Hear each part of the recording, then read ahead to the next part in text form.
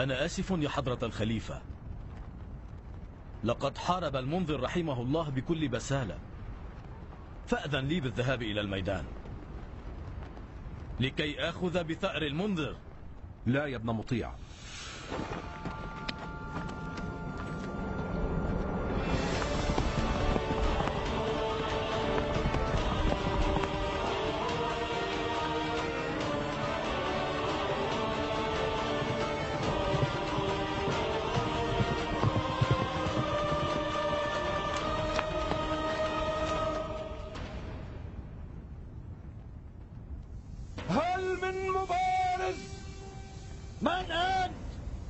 ولماذا أنت متنكر؟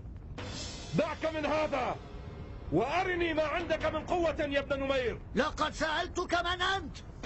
في ميدان النزال والحرب السيف فقط هو الذي ينطق عن اسم صاحبه. هيا فليخرج إلي أقوى رجالكم لأريكم جميعا من أنا. اذهب لمبارزته.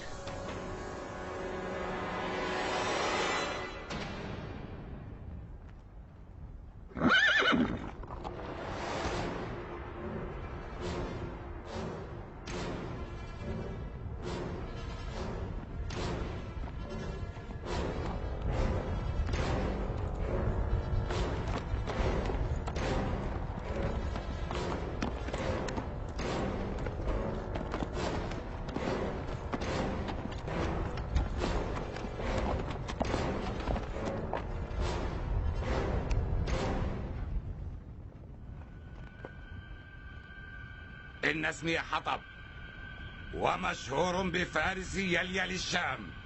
وأنت ما هو اسمك؟ لقد أزعجتنا أيها الصعلوك. كيف تريد أن أقتلك؟ بالنسبة إلي أفضل أن أبتلعك.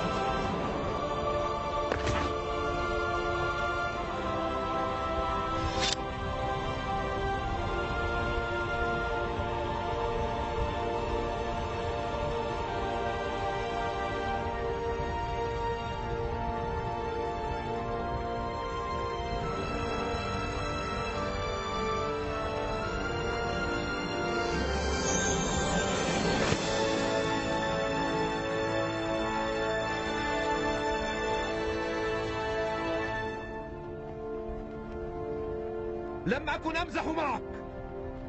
أردت منك أن يبرز إلي ما عندك من زبدة مقاتليك، أم أن كل رجال جيشك مثل هذا البو المنفوخ. يا مختار، أهذا أنت؟ قل لي بماذا بعت شرفك؟ بالحكم على العراق؟ آل الزبير مخادعون لن يوفوا بعهودهم. تعال إلينا، أعاهدك بشرفي أن أتوسط لك عند الخليفة يزيد لكي يسلم لك الحكم على العراق.